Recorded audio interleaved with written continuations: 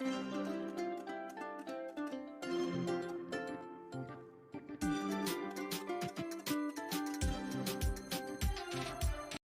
الله وبركاته. أهلا بكم مشاهدينا ومتابعينا في كل مكان في قناة تفانين المنوعة. بحب أرحب بمشاهدينا الجدد، وياريت ما تنسوش لو عجبكم محتوى القناة ياريت تشتركوا في القناة وتفعلوا الجرس عشان إن شاء الله يوصلكم كل جديد. النهاردة ورشتنا سهلة جدا، الورشة ببواقي الخرز. عندك هتعملي أحلى كوستر للأكواب وللأطباق.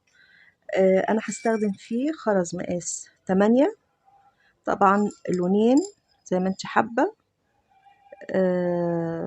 شفاف، انا مستخدمه هنا شفاف، مستخدمه هنا مط. طبعا المتاح عندك هو هنعمله بخرز 8 مقاس 8.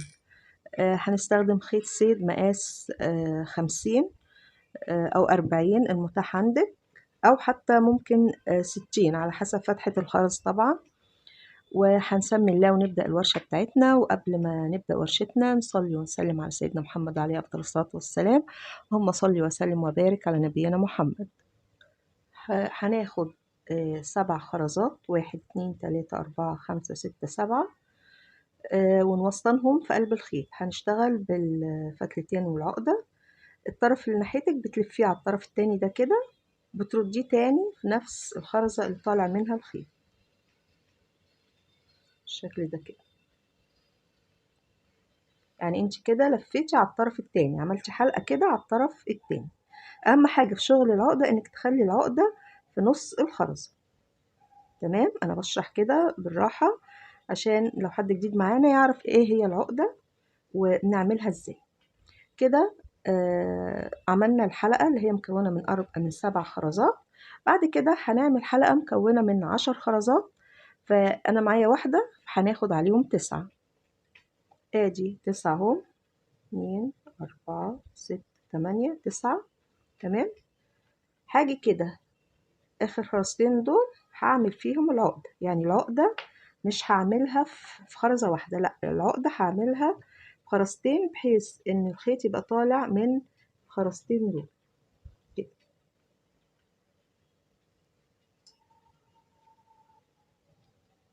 نشد العقدة ندخليها بقى في الخرزة الأولانية، في الخرزة التانية، زي ما انت ايه حابة. تمام، المهم تبقى العقدة في نص الخرزة. بعد كده الطرف اللي تحت ده بتمرريه في خرزة. احنا هنشتغل على كل خرزة حلقة مكونة من 10 خرزات. بتشوفي بقى طرفين الخيط طالع لك من كام خرزة؟ من 3 خرزات. ادي 1 2 3، واحنا عايزين كلها 10 فهنحط عليهم 7. بتحطي في انه طرف؟ الطرف اللي فوق ده. ادي عندنا اهو 7 خرزات، 3 3 1. برضو هتيجي على اخر خرزتين كده اهو تخليهم معاكي وتعملي العقدة. الطرف اليمين بتلفيه على الطرف الشمال وترديه تاني، مش في خرزة بقى، لا، في الخرزتين الاخرى دول بالشكل ده كده. ونعمل العقدة. الطرف اللي تحت بتمرريه في خرزة. نعمل كمان واحدة. الطرف اللي تحت بتمرريه في خرزة كده. الطرف اللي فوق ده هتحطي فيه كام؟ هتحطي طبعا 7، لان احنا قلنا الحلقة 10 ومعانا 3 طرفين الخيط، فهنحط 7. ادي 7 اهو.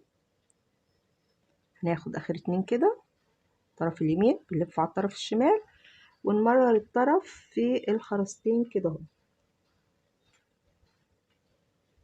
بالشكل ده. هنشتغل طبعا ايه على كل خرزة. الطرف اللي تحت بتمرريه في الخرزة دي. هنشتغل على كل خرزة حلقة مكونة من 10 خرزات. كده وصلنا، عملنا 1 2 3 4 5 6، فاضل اخر خرزة. الطرف اللي تحت بتمرر فيه كده. وكمان هنمرر في الخرزتين الرئيسيتين دول 1 2 عشان نطلع للسطر اللي بعده. احنا كده خلصنا السطر، فبتمرري الخرزتين دول عشان احنا شغالين في الاتنين دول، فهنمرر فيهم كده. طرفين الخيط طالع لي من 5 خرزات. تمام، طيب يبقى انا هحط كام؟ 5 عشان نكملهم 10. فهحط في الطرف الشمال ده 2، وفي الطرف اليمين هحط 3، يبقى كده معايا 5 خرزات.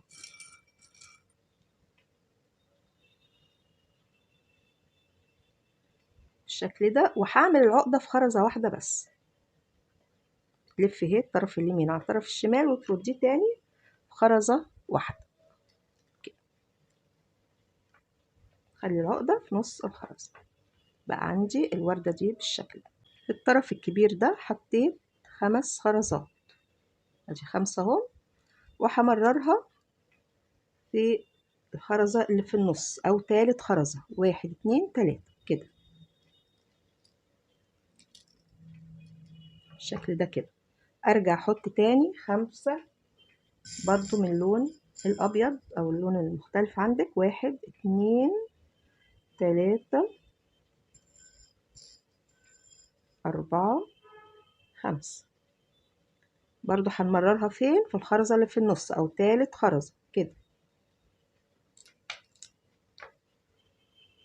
نفس الحكاية بنكررها تاني.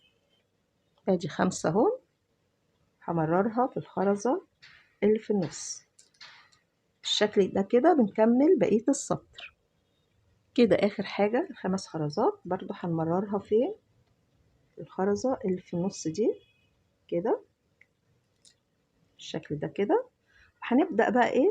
نربط الطرفين. هنمرر طرف كده هنا اهو من جوه كده، وهتلفي وتربطي العقدة، تعملي عقدة تانية